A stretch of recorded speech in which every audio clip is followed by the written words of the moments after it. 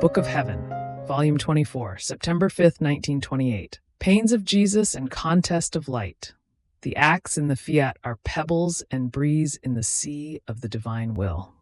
I felt I was without my sweet Jesus, and I agonized for his return.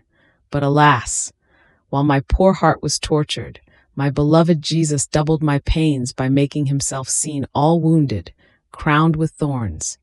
And these thorns were so sunken inside his flesh that he could not be looked at. What moving and sorrowful scene! He threw himself into my arms to be soothed. Oh, how he agonized, moaned, writhed. I clasped him in my arms. I wanted to take the thorns out of him, but I found it impossible, so sunken they were. And Jesus, sobbing, told me, "My daughter, how much I suffer. If you knew how much creatures offend me, and how they themselves arm my justice to be struck by it." And while he was saying this, it seemed that lightnings, flames, and ice were coming down from heaven to strike the creatures.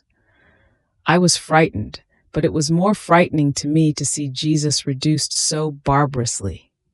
So I continued to pray, and I said to myself, "Oh, how I would like to convert everything, thoughts, words, works, steps of all creatures into will of God, so that sin may exist no more.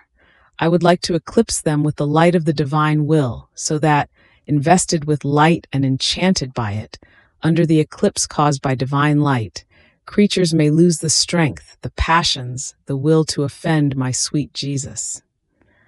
But while I was thinking of this, my beloved Jesus told me, "My daughter, as the soul takes on the commitment of wanting to convert all human acts into my will, she forms her rays which, expanding, take the earth as though in their power, and rising up to heaven more than solar rays, they invest the sun of my will, and plunging into it, they form one single sun, such that, as they form as though a contest of light, everything, heaven and earth, undergo the enchantment and the eclipse from the sun of my will. And even my justice is eclipsed by this light, in such a way that many scourges are spared." Then, after I had written for quite a while, my sweet Jesus came out from within my interior, and taking my face between his hands, told me, "My daughter, I want to pay you for the sacrifice of writing that you made." And I have been writing for 3 nights, and you have not given me anything. It seems to me that you are quite sparing now.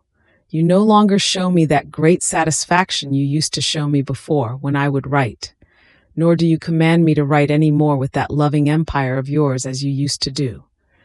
To me it seems that you have changed. And Jesus, "I cannot change, nor is it of the divine nature to change. The human nature changes, the divine never does. Therefore be certain that nothing has changed in me. But do you know what I want to give you as your pay? My very life. Each truth I manifest to you is gifts of divine life that I give you, and I give you the freedom not only to keep this great gift for yourself, but to multiply it in order to give it to whomever you want, and to whomever wanted to receive it. You must know that each act, word, thought, done by the creature in my divine will, are pebbles that she casts into its sea, which, rippling, overflows outside for the good of all. Other times they are many breezes, which make the sea of my fiat swell and form its waves, more or less high, according to the multiplicity of the breezes that the creature forms in my sea. And these waves, while they rise, descend again, part into the sea and part flooding the earth. Oh, how delightful it is to see the creature, now coming to cast her pebbles into our sea, now coming to as though blow, forming her breeze. And the sea smiles at her by rippling, making feast for her by receiving the breeze and forming the waves. So, the soul who lives and operates in my fiat gives us the occasion to make our sea rise, and gives us the field to flood the earth and heaven. And since it is divine will that flows, it disposes the creatures to ask for its kingdom, and we feel that the creature who lives in our divine will calls back the feasts, the amusements, the games of the beginning of creation with her Creator. Everything is licit for one who lives in our will, and we let her do everything, because she wants nothing other than our will and our echo which resounds in her. And letting herself be carried by our divine echo, now she casts the pebble, now she forms the breeze, which now forms the waves, now moans, now speaks, now prays that it wants our divine fiat to be known, loved, and to dominate on earth.